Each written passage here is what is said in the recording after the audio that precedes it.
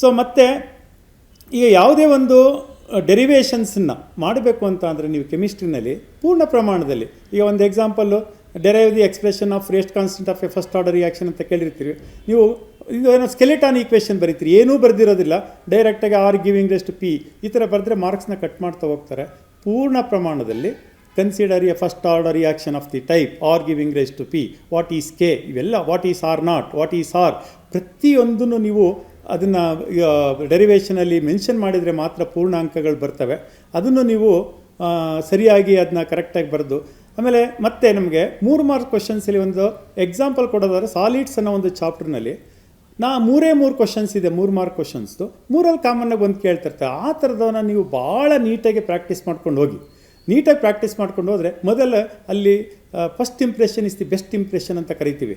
ಮೊದಲು ಚೆನ್ನಾಗಿ ಬರ್ತಕ್ಕಂಥ ಪ್ರಶ್ನೆಗಳನ್ನ ಆಯ್ಕೆ ಮಾಡಿಕೊಂಡು ಮೊದಲ ಪ್ರಯತ್ನದಲ್ಲಿ ನೀವು ರೆಡಿಯಾಗಿ.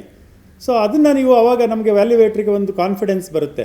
ಇವ್ರು ತುಂಬ ಚೆನ್ನಾಗಿ ಬರೀತಾ ಇದ್ದಾನಪ್ಪ, ಬಿಗಿನಿಂಗಲ್ಲಿ ಇಷ್ಟೊಂದು ಚೆನ್ನಾಗಿ ಬರೆದಿದ್ದಾನೆ ಅಂತ ಒಂದು ಕಾನ್ಫಿಡೆನ್ಸ್ ಬಂದರೆ ಆವಾಗ ನಿಮಗೆ ಒಳ್ಳೆ ಮಾರ್ಕ್ಸು ಕೊಡೋದಕ್ಕೆ, ಒಳ್ಳೆ ಮಾರ್ಕ್ಸ್ ತಗೊಳ್ಳೋದಕ್ಕೆ ಅನುಕೂಲ ಆಗುತ್ತೆ. ಆಮೇಲೆ ಯಾವುದೇ ಒಂದು ರಚನೆಗಳು ಅಂದರೆ ಸ್ಟ್ರಕ್ಚರ್ಸ್ನ ಬರೀಬೇಕು ಅಂದರೆ ಈಕ್ವೇಷನ್ಸ್ ಎಲ್ಲ ಪೂರ್ಣ ಪ್ರಮಾಣದಲ್ಲಿ ಬ್ಯಾಲೆನ್ಸ್ ಆಗಿರಬೇಕು, ಡಯಾಗ್ರಾಮ್ಸು ನೀಟಾಗಿರಬೇಕು, ಮತ್ತು ಡಯಾಗ್ರಾಮ್ಸನ್ನ ಕರೆಕ್ಟಾಗಿ ವಿವರಣೆ ಕೊಟ್ಟಿರಬೇಕು, ಈಕ್ವೇಷನ್ಸನ್ನು ಬ್ಯಾಲೆನ್ಸ್ ಮಾಡಿರಬೇಕು. ಸೊ ಇನಾರ್ಗ್ಯಾನಿಕ್ ಕೆಮಿಸ್ಟ್ರಿನಲ್ಲಿ ನೀವೇನಾದರೂ ಈಕ್ವೇಷನ್ಸನ್ನು ಬ್ಯಾಲೆನ್ಸ್ ಮಾಡಿಲ್ಲ ಅಂದರೆ ನಿಮಗೆ ಯಾವುದೇ ರೀತಿಯಾದ ಅಂಕಗಳು ಸಿಕ್ಕೋದಿಲ್ಲ.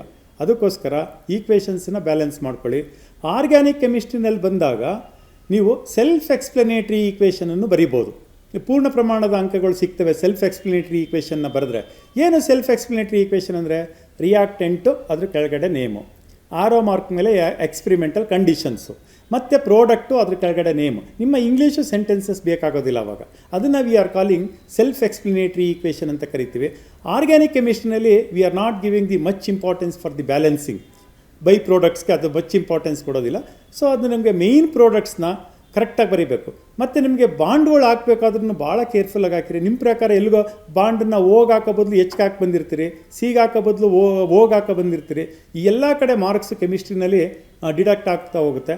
ಅದಕ್ಕೋಸ್ಕರ ಕೆಮಿಸ್ಟ್ರಿನಲ್ಲಿ ಔಟ್ ಆಫ್ ಔಟ್ ಯಾರು ಬಂದಿದ್ದೀರಿ ಅಂದರೆ you must be the very intelligent.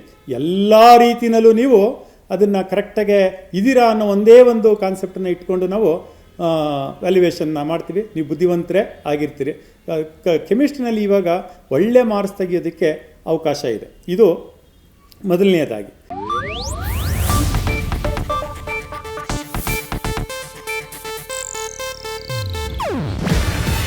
ಇದು ಏಷ್ಯಾನೆಟ್ ನ್ಯೂಸ್ ನೆಟ್ವರ್ಕ್ ಪ್ರಸ್ತುತಿ. ನೀವು ನೋಡ್ತಿದ್ದೀರಾ ಏಷ್ಯಾನೆಟ್ ಸುವರ್ಣ ನ್ಯೂಸ್.